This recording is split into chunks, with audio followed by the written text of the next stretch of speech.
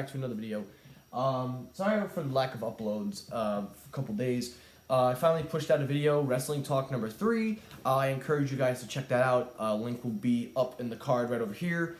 I really encourage you guys to check that out. That was really a lot of fun. I interviewed Tony Booz with Mike. It was great fun. Tony was an amazing guy. I really encourage you guys to go check that video out. But that's not why I'm making this video. So if you guys don't know by now, I've had the HomePod for about 3 months, and for the 3 months, I was able to, come up with my own opinion on what I think of the HomePod, and here it is. Yes, I unplugged it just for this video. Well, soon the HomePod will have a new home, because I usually keep it in the corner over there to play my audio and stuff. But I will be moving it around. It will be seeing a new home. I am putting my TV on a mount, and thankfully I have Apple TV, and Apple TV works with the HomePod, so I plan to make the HomePod be my sound bar, if you would call it. But more on that for another time. Let's get into this video. So I'm going to put the HomePod right here. It is quite a bit heavy. So I'm going to put it back, obviously, but I'm just going to pull it here and there for reference. But the HomePod. When I got it 3 months ago, my first impressions were, all right. I had a pretty good vibe. The price I paid at the time was $299, and since then the price has varied. Some places sell it for $339, some places sell it for $319. Right now there is a Labor Day sale, which I encourage you guys, if you're eager to check out any products that you want, go to Best Buy. They have some great ass Labor Day sales, and they do the best price match where you can pick up any product and they will match the price. So I paid $299 for the HomePod, and for $299 it is expensive. I am not gonna lie. It's $350, and obviously you have the Google Home Max at $400, which you can argue that's even more expensive, but we'll talk about that in a couple of minutes. But essentially, the HomePod is Apple's Siri-enabled device. Now, the cable's falling all over the place, but as you can see, the design for this thing is really nice. I think the 360-degree approach is the right way to go. The color choice, they say space gray. I don't see space gray. I'm sorry. I see more of a matte black, if that makes any sense. I see more of a matte black than a space gray. So I'm just being real with you guys. That's what I see. And also I noticed here there's a little production issue. Believe it or not, somebody accidentally left a little piece of glue that they glued the mesh on. But it doesn't matter. But anyway, now when I installed it and everything, I did promise I was going to use it for a while and get the best out of it. And when I installed it and everything was running fine for the HomePod. Obviously, though, there was no support for the stereo speakers, and there was no support for AirPlay 2, but thankfully with the HomePod update, firmware update, that came to be, and now, by the grace of God, I hope that I can get a second one. I actually may take advantage of that sale at Best Buy and get a second one for surround sound, for stereo speakers, and also for my 4K TV and Apple TV. I've already had the Apple TV for a while. I'm just going to put it to good use. But anyway, enough about that. I promise I'll post all about that tomorrow. But let's get back to it. So basically, this device, in my opinion, is a very good speaker. For the price that you pay, you get top of the line, in my opinion, the best build quality for a speaker. It's heavy, but not to the point where it's like overly heavy. There are a few complaints here and there about the HomePod, mainly being that it stains your furniture if you leave it on like a wooden table. I tend to just put it on the mat back there, and also this cable here also tends to heat up a lot. Believe it or not, I have actually not had that issue, so they say that it will unplug the HomePod and it will come loose, and I'm just like, I don't really see any difference. My thing has yet to come out. I'm going to talk about the positives, and then we're going to talk about the negatives. So the positive that I have is sound quality. Right off the bat, if you're a music lover or if you just want good quality speakers, this is the way to go. Because this thing has a ginormous amount of sound. And I'm not talking like medium to high. I'm talking high to max sound. It's clear, you can hear the bass. As a matter of fact, you could even feel it. I've told my friends have tried it back there. We stand there, and the HomePod basically shakes my freaking table over there. That's why we're moving it around. But the amount of sound and bass that comes out of this thing, for such for such a small size, it manages to get all that sound out. And it has the 360-degree design, obviously. And for the most part, it's incredible, you know. All my stuff sounds clear, which is what I want. And with Apple Music, it works really well. Another positive that I have is the fact that I can now, you know, use my phone more and more less to listen to music and also text people, because HomePod helps me with that as well. I get the response through there and I can just reply, and that's really nice. So Siri is a lot more useful in my opinion with the HomePod, whereas with the iPhone I rarely use her, only for like a few things, but on HomePod she is more useful and you can rely more on Siri. And another positive that, in my opinion, is it syncs across all the boards with all your Apple devices. So I go on my iPad, I can control the HomePod. If I'm on my iPhone, I can do the same. If I'm on my MacBook, I can do the same. Although I really wouldn't use my MacBook for the HomePod, I would use more for my iPhone or iPad. But, sorry. So yeah, most part, I have no complaints. However, there are a lot of negatives, and I have to be blunt.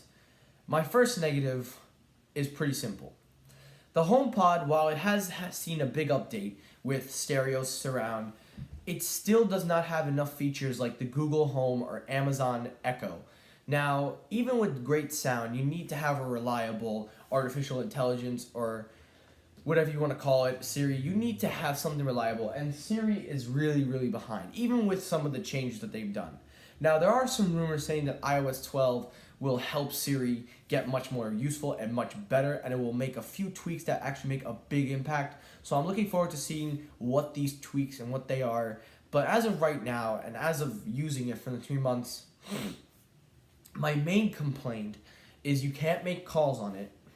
You can't ask it simple questions like how to make a sandwich or something. And most of all, there's a lack of ports, which will be problem number 2. That's problem number 2. But basically, let's get back to it. Siri needs a big help on HomePod. And I'm glad that they got the guy from Google who originally worked with Google. He was originally, I think, the director for the Google Assistant. So he's coming over to help. And I think that that's a smart thing for Apple, because I want to see what this guy brings. But another problem was, like I said, lack of ports. Now, the lack of ports on this is very, very obvious. Obviously, Apple wants to push the whole wireless future, but that's complete bullshit. The only reason they don't feature an audio jack is because, in Apple's view, it's old technology. It's not old technology. Let's be honest here. Everybody I know uses the headphone jack, and as far as I'm concerned, there are more people out there with dongles than I've seen people with wireless headphones. So much for pushing the boundaries on the wireless feature, Apple. Another negative, and this is a personal one, is you can't play like radio stations and stuff. You have to airdrop everything. That's a big negative, because I don't want to rely on my phone and stuff to tell Siri what to play.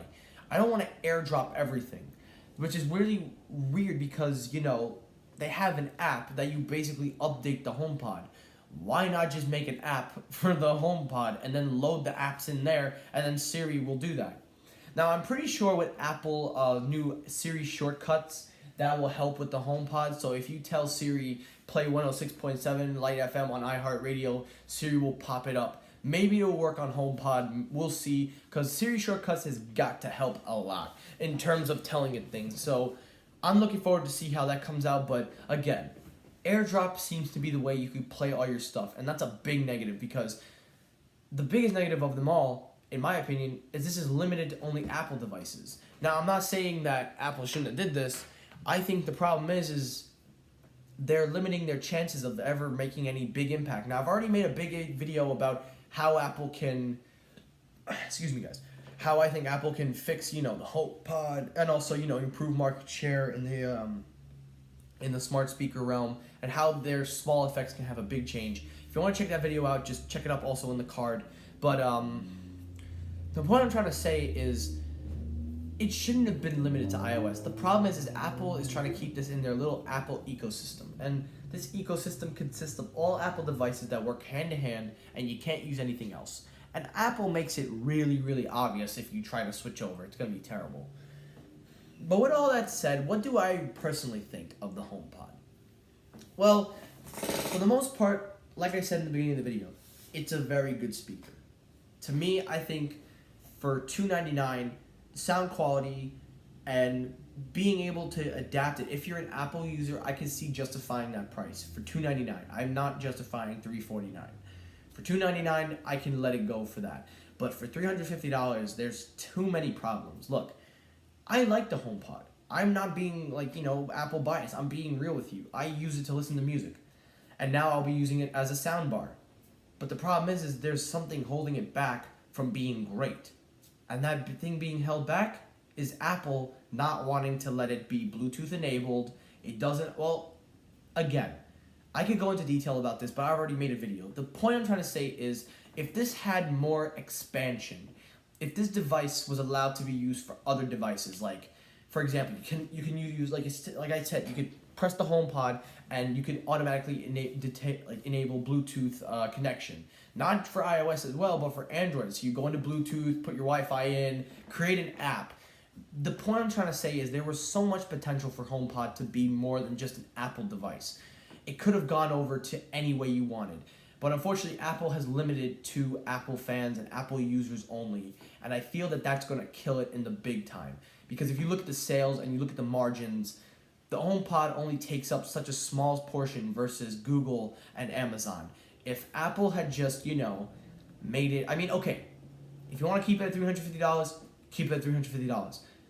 But the idea that you could have, enabled it to be for more devices than just Apple devices, it shows that, Apple doesn't want their stuff working for other things. Now, with that said, though, do I think this is the best home smart speaker? Well, until Apple makes those few tweaks here and there, I can't recommend you guys going out and spending this much. If you want it, I would recommend buying it for that $299 that I was saying, if you really want it. But unless Apple makes some big significant changes that make the HomePod more useful and take advantage of what Siri can do in this, for the time being, I can't justify you guys spending $350. So if you can get it for $299, whatever you can save, I would recommend it for that price. $350 is a stretch. And considering taxes in New York, that thing's going to go all the way up to $400. So it's up to you guys. But like I said, my opinion, I would wait until Apple makes their big changes. And then when you start to see that it can do more, then I would recommend. And that's all I got to say. So that's my review on HomePod. Again, I personally like it. I am not disappointed with it. I don't regret my purchase because I use it more often than my phone, believe it or not, for listening to music. I listen to my phone when I'm only at the gym. But Apple, if there's one more thing, please rename your freaking colors. This literally looks like a matte black. There is no way in hell this looks like fucking space gray, especially with the top being black. So, yeah. Please rename your freaking products to either... No, not Slate. Slate was a nostalgic color. But the point is, please work on your coloring choices. White and black, I don't know. Well, anyway, that's going to do it for this video. Thank you for watching. Like, comment, subscribe. Let me know, do you have the HomePod? What do you think of it? What is your thoughts on it? I want to know down below. Again, hit that subscribe button, turn on notifications, and also coming up on Wednesday, TK has officially agreed to be on the show, so look out for Wrestling Talk number 4, where we will interview TK with Tony Booze coming back. So Tony is back on the show, TK will be on, we'll interview him. So much in store for this week. I'm going to put this thing back. Thanks for watching, and peace. Tell me pretty lies, look me in the face, tell me that you love me.